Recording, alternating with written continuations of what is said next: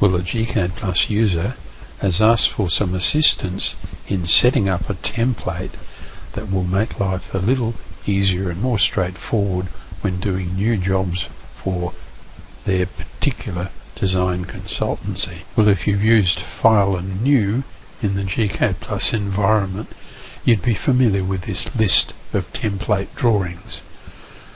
What I've done is to add a new template developed for one particular design consultancy and added it to the folder containing templates.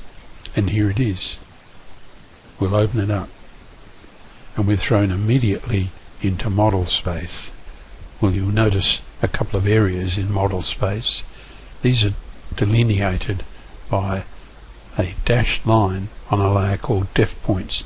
Everything that you see is on a non-printing layer, but the portrait area, which is 25 meters by 36 meters, and the landscape area 80 meters by 45, are just designed as a guide for a new job. So if you've got a new job for a site 80 meters by 45, you might choose to place it in that zone. Similarly with a narrower site. So if we'd done some work for this consultancy in the past, we might want to go Library, Designs, Complete Sites, say an awkward site like this one. We'd select it and say yes, we want to redefine it. Into the drawing it goes, and we place the design down. You can see this particular one works in either landscape view or in portrait view. So if we went to an A3 landscape sheet, what you can see now is the design immediately showing, and a title block to the right hand side is also showing. Now if we go back into the model, this is from a past job, but you might want to use part of it in a new job. So you would simply select it and explode it and then start editing this particular information and applying it to a new site. Well, of course, it's highly unlikely that you would use an old job in that way. But what you might want to do is to grab a plant schedule from an earlier job. So all of the symbols, plant schedule will be a block. If we explode that block, that puts all these symbols in this job available to us, so we can pick that one, and it's already been tagged to an entry in the plant database file, GARDENCAD GCP. You may see at the bottom of the screen. So all of these symbols are already tagged, no need to do all that again, and they could be simply used in a new job. So that's a huge advantage in time, and you're very often working on new jobs in a similar locality with a similar plant palette, and the advantage of this is that you can just bring them in. No more tagging individual species. You can add to them, but a lot of them are pre-done. So if you store all of your previous work properly, you can just go to Library and Designs, and we could go to Front Gardens and pick up a front entrance or a formal front entrance design that we've done in the past, and drag it in and insert it into the drawing and just place it down, and it will automatically appear, in this case either in the portrait view or in the landscape view. So let's look at an A3 portrait view. There it is, and it's just a matter of double clicking in there and moving your magenta box and displaying it on the layout to get the presentation the way you want. Not quite there yet, but you can still select the floating viewport and move it in this fashion. And if you wanted to, you could double click in there and make that just a little wider and display that on the layout.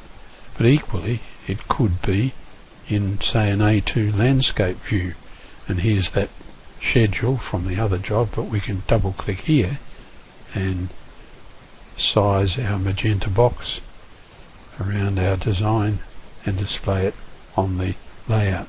So there's the information on the right for the job. Our logo is in, and our information that we need to pass on to a client, and maybe in this case all we need to do is to put down the footprint of the house. Well, I'm back in model space now, and notice this time that although the GARDENCAD GCP plant database file is loaded with the template, and let's just have a quick look at it. So here it is. So you've got over 400 individual plant database file entries, but when we click on this one here, that one is assigned to the Japanese plum U, but there may well be symbols like this one over here that's not yet been assigned, so you will have a little bit of work to do. Well, we were specifically asked to demonstrate how do you save symbols that your design consultancy has made such that they can be used in other work. Well, that's done by saving them in a particular folder, and the folder that is used is go to Library, Plants and My Symbols, and here are the symbols that have been developed by this particular consultancy, and they use them commonly in new jobs, so that's the place to keep them.